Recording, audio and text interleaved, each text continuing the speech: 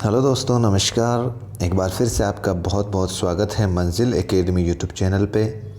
साथियों, जैसा कि आपको अपनी मंजिल तक पहुंचाने के लिए मंजिल यूट्यूब चैनल ने एक बहुत ही बेहतरीन पहल की है आपके लिए।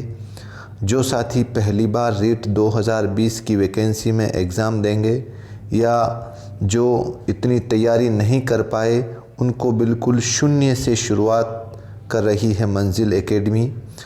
तो साथियों, आपको बता दूं कि रीट वैकेंसी 2020 में जो बाल विकास एवं शिक्षा शास्त्र के जो प्रश्न आते हैं, किस तरीके से प्रश्न आते हैं, कैसे प्रश्न आते हैं, इसके बेस पर जब हम तैयारी करेंगे तो इससे हमारा मनोबल भी काफ़ी बढ़ेगा।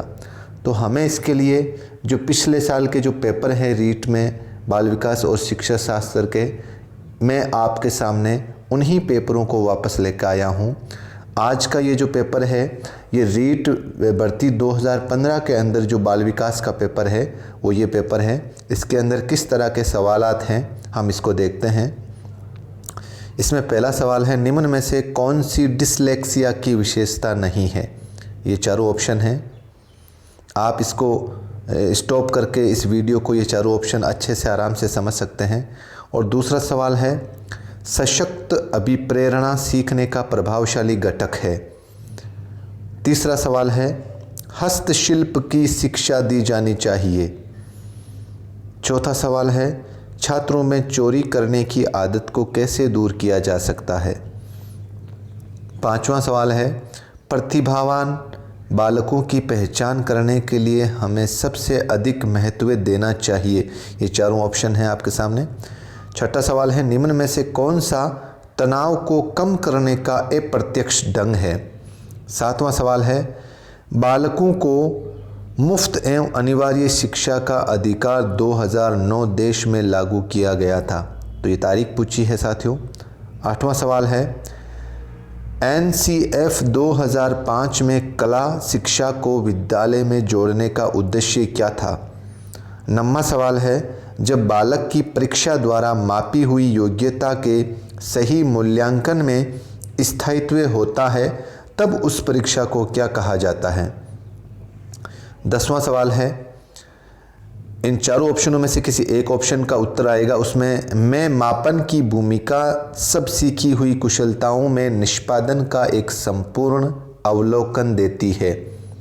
11वां सवाल है, अनुसंधान जो सामाजिक समस्या से संबंधित होता है तथा विद्यालय की जनशक्ति के द्वारा विद्यालय में क्रियाकलापों के सुधार हेतु संचालित किया जाता है, उसको क्या वो क्या कहलाता है। ये चारों ऑप्शन आपके सामने हैं साथियों। 12वां सवाल है, उपलब्धि परीक्षण दिए जा सकते हैं कितने प्रकार से। आपको चारों ऑप्शन आपके सामने हैं। 13वां सवाल है, गामक विकास से हमारा तात्पर्य मांसपेशियों के विकास से तथा पैरों के उचित उपयोग से है। 14वां सवाल, 20वीं शताब्दी को बालक की शताब्दी कहा जाता है। ये परिभाषा किसने दी है। मनोविज्ञान की परिभाषा से संबंधित सवाल पूछा है। 15वां सवाल है, इस अवस्था को मिथ्य पक्वता का समय भी कहा जाता है। अगला सवाल है, मनुष्य जीवन का आरंभ मूलतः घटित है। चारों ऑप्शन आपके सामने हैं। 17वां सवाल है, शैशवावस्था की विशेषता नहीं है इन चारों ऑप्शनों में से। 18वां सवाल है, चिंतन क्या है। 19वां सवाल, अप्रत्यक्ष पथ समस्याओं का उपयोग किस श्रेणी के प्रयोज्यों के लिए किया जाता है। 20वां सवाल, समस्या के अचानक समाधान की वकालत करने वाले सिद्धांत का नाम क्या है। 21वां सवाल, संवेदना ज्ञान की पहली सीढ़ी है। ये कथन किसका है। इसमें चारों ऑप्शन आपके सामने हैं। 22वां सवाल है, निम्न में से कौन सीखने के सही उत्तर हैं। चारों ऑप्शन को आप आराम से इस वीडियो को पुश करके देख सकते हैं। 23वां सवाल है, परिपक्वता इत्यादि से व्यवहार में उत्पन्न परिवर्तन को भी अधिगम कहा जाता है। नहीं, हाँ, अनिश्चित या कभी कभी। 24वां सवाल, केटल द्वारा विश्लेषित किए गए व्यक्तित्वशील गुणों की संख्या कितनी है। 25वां सवाल, मुर्रे ने एक परीक्षण की रचना करके इतिहास रच दिया, वे क्या है। 26वां सवाल, व्यवहारिक बुद्धि को कहा जाता है। 26वां सवाल हो गया, व्यवहारिक बुद्धि को क्या कहा जाता है। 27वां सवाल है, बुद्धि के त्रिआयामी सिद्धांत के अनुसार बुद्धि के कारकों की संख्या कितनी है। 28वां सवाल है, परिवेश की वस्तु जिसे प्राणी प्राप्त करने का प्रयास करता है उसे क्या कहा जाता है। और 29वां सवाल है, व्यक्तिगत भेद में हम पाते हैं विचलनशीलता, प्रतिमानता, दोनों अथवा उपयुक्त में से कोई नहीं।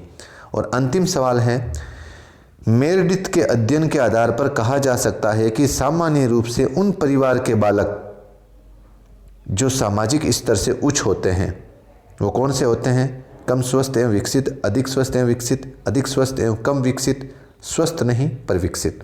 तो साथियों, आपके सामने ये 2015 की जो भर्ती हुई थी रीट की, उसमें जो बाल विकास का जो पेपर था उस पेपर को मैंने आपके सामने रखा है। आप इस पेपर के आधार पर इसको बेस बनाते हुए हमें बाल विकास एवं शिक्षा शास्त्र की तैयारी करनी है और इस तैयारी में आपको अपनी मंजिल तक पहुंचाने के लिए आपकी मंजिल एकेडमी अपना पूरा सहयोग करेगी। आप इस वीडियो को ज़्यादा से ज़्यादा शेयर करें, अपने साथियों तक पहुंचाएं और इस चैनल को ज़रूर सब्सक्राइब करें। यूं ही अपना साथ बना रहे। जय हिंद, जय भारत।